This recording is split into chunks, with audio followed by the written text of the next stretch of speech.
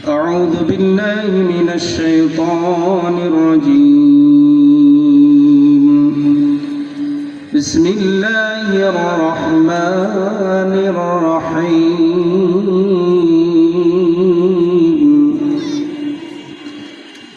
إن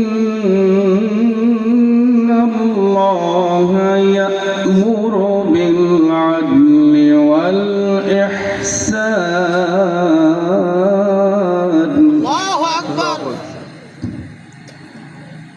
إن الله يأمر بالعدل والإحسان وإيتاء ذي القربى الله أكبر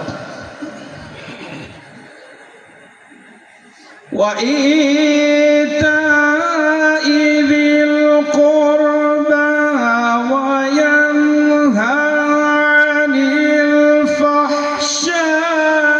الفحشاء والمنكر الله أكبر عن الفحشاء والمنكر والبغي يعظكم لعلكم تذكرون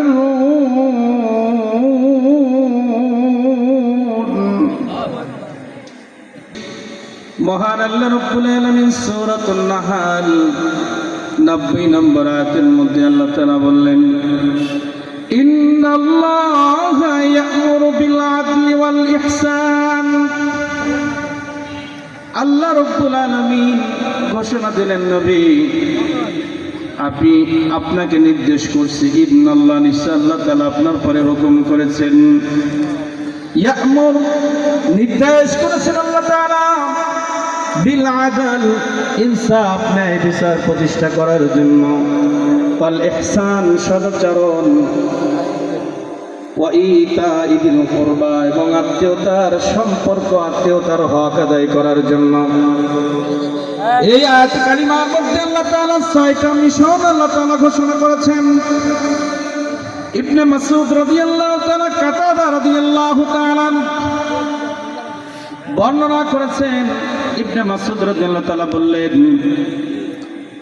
আল্লাহ রাব্বুল আলামিন যত হুকুমাত কোরআন মাজিদের ভিতরে নাজিল করেছেন ব্যাপক অর্থবোধক আয়াতে কালিমা আল্লাহ তাআলা এই আয়াতের মধ্যে ব্যাপক কোরআন মাজিদ তেলাওয়াত যখন হয় আলোচনা যখন হয় তখন শোনা এবং চুপ থাকা দুইটা ফরজ এই মুহূর্তে ফরজ তরফের গুনাহ হয়েছে এই যে এদিক ওদিক তাকালেন এই যে তেলাওয়াত শোনাও ফরজ চুপ থাকাও ফরজ আল্লাহর নির্দেশ যখন তেলাওয়াত হবে আমার কালামে পাকের আলোচনা হবে তখন নিশ্চুপভাবে শুনতে হবে চুপও থাকতে হবে কোনো কথা বলা যাবে না এদিক ওদিক করা যাবে না এই আয়াতে কালিমা অনেক ব্যাপক অর্থবোধক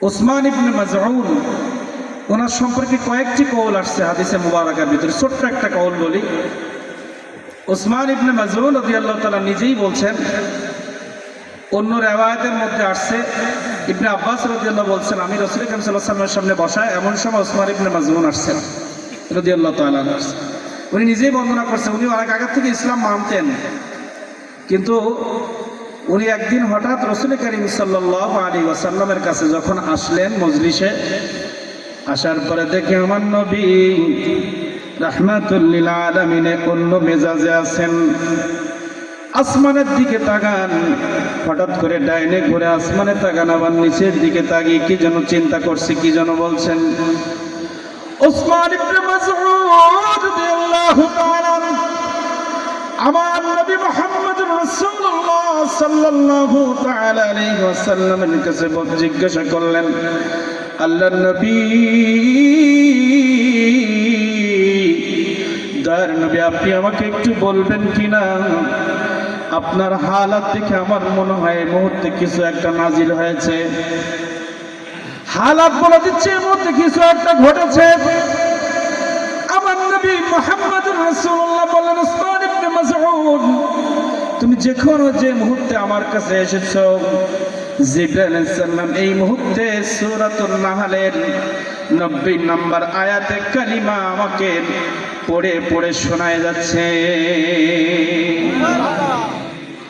নবী মুহাম্মদ রাসূলুল্লাহ সাল্লাল্লাহু আলাইহি ওয়াসাল্লাম যখন সুন্দর কণ্ঠে এই আয়াতের অনেক প্রেক্ষাপট আছে, এই আয়াতে কালিমা তেলাওয়াত শুনে অনেক শত শত ব্যক্তি মুসলমান হয়েছিল। সেই ঘটনার দিকে যাবার সময় নাই। এই আয়াতে কালিমা যখন সুন্দর কণ্ঠে আমার নবী মুহাম্মদ রাসূলুল্লাহ সাল্লাল্লাহু তাআলা আলাইহি ওয়াসাল্লাম তেলাওয়াত করলেন, উসমান ইবনে মাযউন বলছেন, নবী আমি দীর্ঘদিন ধরে তো ইসলাম পালন করি, কিন্তু আজকে নতুন করে আপনার হাতে আমি বায়াত গ্রহণ করে কালেমা পড়ে নতুন করে মুসলমান হতে চাই। এই আয়াতে কালিমার ব্যাখ্যা কি? আমার নবী মুহাম্মদ রাসূলুল্লাহ অনেক মুহাদ্দিস ইকরাম বলেছেন এই আয়াতে কারিমা হচ্ছে ব্যাখ্যামূলক যত আয়াতে কারিমা কোরআন মাজিদের মধ্যে আসছে তার প্রাণ।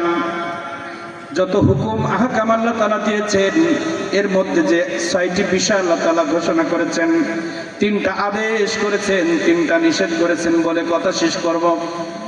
মহান আল্লাহ রাব্বুল আলামিন বললেন, উসমান ইবনে মাযউন আল্লাহ রাব্বুল আলামিন 6টা বিষয় নাজিল করে মিশন বাস্তবায়ন করার জন্য আমাকে নির্দেশ করেছেন। প্রথম হচ্ছে ইন্নাল্লাহা ইয়া'মুরু, আমাকে আদেশ করেছেন আল্লাহ তাআলা বিল আদল, ন্যায় ইনসাফ প্রতিষ্ঠা করার জন্য ব্যক্তি জীবনে, পারিবারিক জীবনে, সামাজিক জীবনে, রাষ্ট্রীয় জীবনে, সারা পৃথিবী ব্যাপী ইনসাফ ন্যায় প্রতিষ্ঠা করার জন্য আল্লাহ রাব্বুল আলামিন আমাকে হুকুম করেছেন, আদেশ করেছেন, নির্দেশ করেছেন। ন্যায় এ বিষয়ে আলোচনা করলে ঘন্টার পর ঘন্টা লাগবে। ব্যক্তি থেকে শুরু করে সারা পৃথিবী ব্যাপী ন্যায় প্রতিষ্ঠা করতে হবে। তার মানে এর ব্যাখ্যায় অনেকে বলেছেন সমান সমান। সমান সমান মানে ন্যায় বিচার মানে 2জন সন্তান, সংক্ষেপে বলি আপনার আমার 2জন সন্তান জমি দিলে সবাইকে সমান সমান দিতে হবে, এটাকে বলে আদল। আপনার কাছে এলাকার 2জন ব্যক্তির বিচার আপনার কাছে চলে আসছে, আপনি মেম্বার সাহেব বসে আছেন, চেয়ারম্যান সাহেব পরিষদের মধ্যে বসে আছে, 2জন ব্যক্তি বিচার নিয়ে আসছে।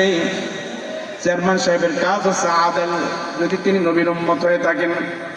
আমার নবী মুহাম্মদ রাসূলুল্লাহ সারা জীবনে একটা সেকেন্ড, একটা মিনিটের জন্য কোনোদিন ইনসাফের বাইরে কোনো বিচার করেন নাই।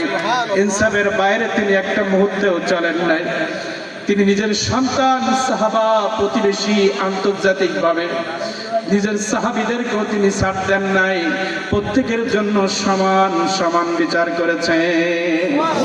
শুধু আল্লাহর হুকুম বাস্তবায়ন করার জন্য আল্লাহ রাব্বুল আলামিন বলছে, হে মুহাম্মদ রাসূলুল্লাহ সাল্লাল্লাহু আলাইহি ওয়াসাল্লাম, আপনি আদল, আপনি ইনসাফ, ন্যায় বিচার পৃথিবীর মধ্যে আপনি বাস্তবায়ন করবেন। এই আল্লাহর হুকুমাত বাস্তবায়ন করার জন্য সারা পৃথিবী ব্যাপী নবী করিম সাল্লাল্লাহু আলাইহি ওয়াসাল্লাম ইনসাফ প্রতিষ্ঠা করেছেন। ব্যক্তি, পরিবার, সমাজ সব জায়গায় ইনসাফ করতে হবে। সন্তানকে সমান দিতে হবে, স্ত্রীর ব্যাপারে, সন্তানের ব্যাপারে, প্রতিবেশীর ব্যাপারে, সামাজিক যত আত্মীয় স্বজন আছে সবার ব্যাপারে ইনসাফ করতে হবে। কি করতে হবে মনে থাকবে? 6টা সবক দিয়ে যেতে হবে। এইটা যদি আমরা নিয়ে যেতে পারি ইনশাআল্লাহ আমাদের জীবন পরিবর্তন হয়ে যাবে। দ্বিতীয় নম্বর ইহসান। ইহসান বলা হয়, ধরেন আপনার বাড়ি, আপনার ধান কাটতেছে একজন ব্যক্তি, ধানের মৌসুম ধান দিয়ে বোঝায় 5জন জন আপনার 5 বিঘা জমিতে ধান কাটতেছে। সারাদিন পরে তাদের শ্রম হচ্ছে 500 টাকা কি 600 টাকা। এটা খরচ তার জন্য, এটা আপনাকে দিতে হবে, সে পাওনাদার। ইনসাফ, ইহসান এমন জিনিস, সদাচরণ। এই সদাচরণটা কেমন? উনি পাবে 500 টাকা, দেওয়ার সময় বলবে, বাবা অনেক কষ্ট করেছো, আর 100 টাকা বেশি নাও। যেটা মানুষ পায় তার থেকে একটু বেশি দেওয়াকে বলে ইহসান। যেটা হক, হকের বাইরে দেওয়া। যাকাত ফরজ, যাকাতের বাইরে দান করে ইহসান। যাকাত তো আপনাকে আমাকে দিতেই হবে, মা বাবাকে তো আমাকে খেদমত করতেই হবে, প্রতিবেশী তো আমাকে খেদমত করতেই হবে, কিন্তু একটু বেশি বেশি করা, যেটা দরকার তার থেকে আরো বেশি। আজকে মন চাইছে আমার হক 1,000 1 লাখ টাকার যাকাত 2,500, সেখানে 3,000 দেওয়া ইহসান। মানুষের প্রতি দয়া করো। আমার বাড়ির কর্মচারী, রমজানুল মুবারকের মধ্যে আমার বাড়ির কাজের জন্য আমি 5 জন শ্রমিক নিযুক্ত করেছি। এই 5 জন শ্রমিকের ডিউটি 12টা পর্যন্ত, 500 টাকা, কিন্তু 12টার জায়গায় 11টায় ছুটি দেওয়া হচ্ছে ইহসান। সদাচরণ প্রতিষ্ঠান। সদাচরণ দিয়ে যদি বুঝাই কেমন, আমার স্ত্রী বাড়িতে রান্না বাড়া করতেছে, আমি অনেক দূর থেকে কষ্ট করে বাড়িতে এসেছি, আমার কষ্ট হচ্ছে, কিন্তু আমার স্ত্রী রান্না করা শেষ করতে পারে নাই। এ সময় আমরা কি করি? গালিগালাজ করি, এখনো খাবার রেডি হয় নাই, কি করো সারাদিন বাড়ি? এই কথা না বলে স্ত্রীর পাশে গিয়ে বলা, আব্দুল্লাহর মা, সারাদিন তুমি অনেক কষ্ট করো, দাও আমার কাছে একটু দাও, আমি তোমার রান্নার কাজে সহযোগিতা করি, এটাই ইহসান। স্ত্রী আমার রান্না করে দিবে না, তার দায়িত্ব, তার রান্নার কাজে সহযোগিতা ইহসান। কি ইহসান? এভাবে মিলাই নেবেন প্রত্যেকটা জায়গায়, প্রত্যেকটা বিষয় ইহসান মিলাই নেবেন, জীবন সৌন্দর্য হয়ে যাবে। ওয়া ইতাইজিল কুরবা, নিকট আত্মীয়তার হক আদায় করা, এখানে ব্যাপক ব্যাখ্যা রয়েছে। ওয়া ইতাইজিল কুরবার মধ্যে ব্যাপক ব্যাখ্যা রয়েছে। আমার বাবা, ওয়া ইতাইজিল কুরবা আমার ভাই, ওয়া ইতাইজিল কুরবার মধ্যে কারা আছে? সংক্ষেপে বলছি, বাবা মা, স্ত্রী, সন্তান, ভাই ভাইয়ের সন্তান, বোন বোনের সন্তান, এক কথায় রক্তের মধ্যে যারা আছে সবাই ওয়া ইতাইজিল কুরবার মধ্যে। আমার বাবা কার সাথে মিশত? সে যে মদখোর গাঁজাখোর না হয়, নামাজি হয়, ভালো মানুষ হয়, যাদের সাথে আমার বাবা মিশতেন তাদের সাথেও ভালো ব্যবহার করা, এটাও আমাদের প্রয়োজন আছে না নাই? আল্লাহ রাব্বুল আলামিন বলেন, ওয়া ইতাইজিল কুরবা, তোমার নিকট আত্মীয়তার হক তুমি আদায় করো। এই নিকট আত্মীয়তার হক আদায় করতে হবে চোখের ইশারা দিয়ে, স্মৃতি শক্তি দিয়ে।